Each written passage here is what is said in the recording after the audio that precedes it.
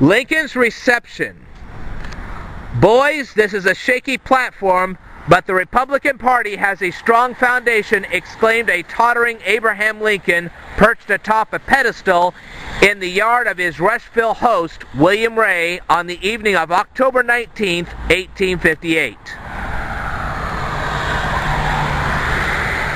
A tremendous procession of the region's excited Republicans had paraded through Rushville, terminating at the Ray residence, where they boisterously welcomed their champion against Stephen Douglas in the heated U.S. Senate contest. The next afternoon, Lincoln gave a rousing speech outside the courthouse. The county's Democrats were also out in force. During the night, someone hung a black flag from the courthouse spire. As Lincoln began, unruly boys from the rooftop raised a ruckus until the sheriff chased them away.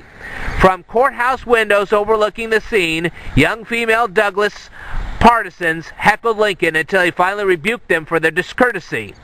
After the speech, Lincoln wrote a letter expressing fears that Democrats were importing Irish railroad workers from outside the county to illegally tip the scales in Douglas's favor. Republicans did indeed lose Schuyler County.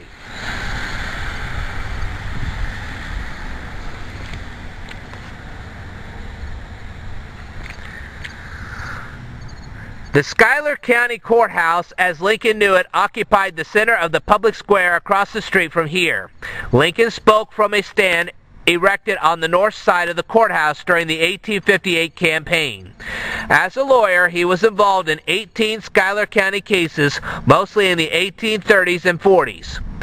The Mormon leader, Joseph Smith, also knew this building, having stayed twice at the nearby Stevenson Tavern while traveling between Nauvoo and Springfield to stand trial during the winter of 1842 and 1843.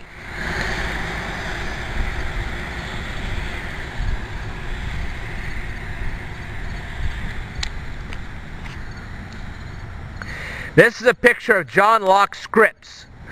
It was from the 1860s.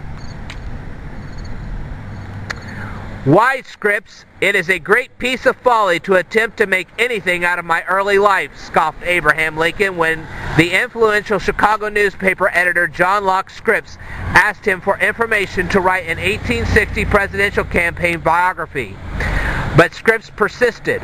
Lincoln ultimately provided a brief autobiographical sketch, which the editor used in writing a pamphlet entitled Life of Abraham Lincoln. It became both an effective campaign document and an important historical source for students of Lincoln's life. The Scripps family was predominant in Rushville. John spent his childhood here. Other family members continued to play important local roles even after John left in 1847 to eventually become the editor of the Chicago Press and Tribune. President Lincoln demonstrated his gratitude by appointing Scripps postmaster of Chicago.